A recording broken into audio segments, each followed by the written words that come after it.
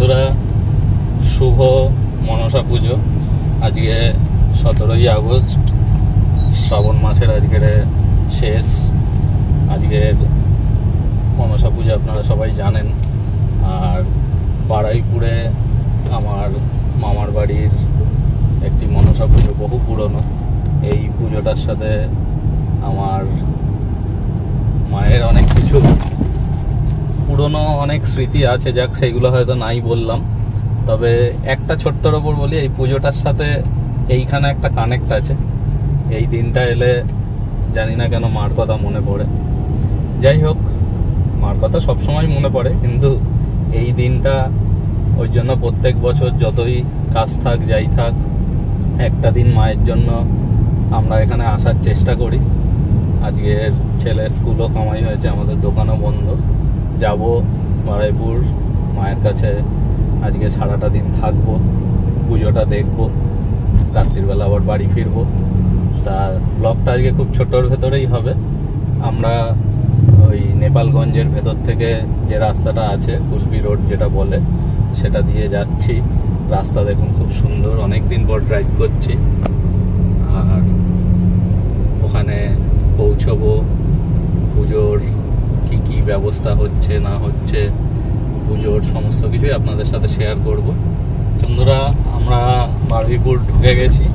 এটা বারুইপুর যে বাইপাসের যে ব্রিজটা হয়েছে, আর খুব বেশি হলে মিনিট 10 লাগবে আমাদের পৌঁছতে। রাস্তা একটু জ্যাম, একটু দেরি হয়ে গেছে বেরোতে আজকে। তো যাই হোক, ভালোই এসছি। মোটামুটি ঘন্টা দেড়েকের মতন সময় তো লাগবেই। বারুইপুর রাস্তাটা তো কম না, আমাদের বেহালা থেকে পৌঁছে গেছি প্রায়।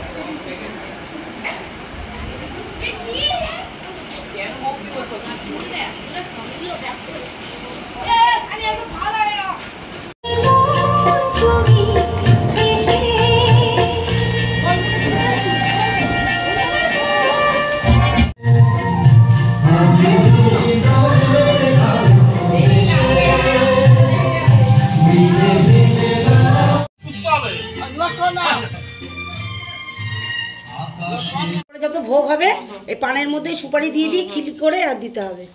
তুমি পানটা উল্টো দিলে না, না এইভাবেই দেয়।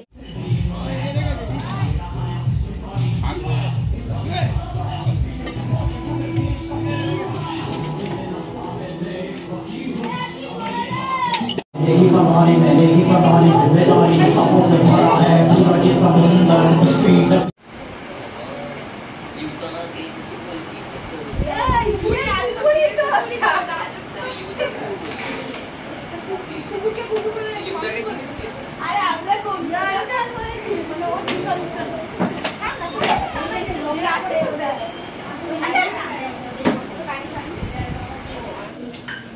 Here.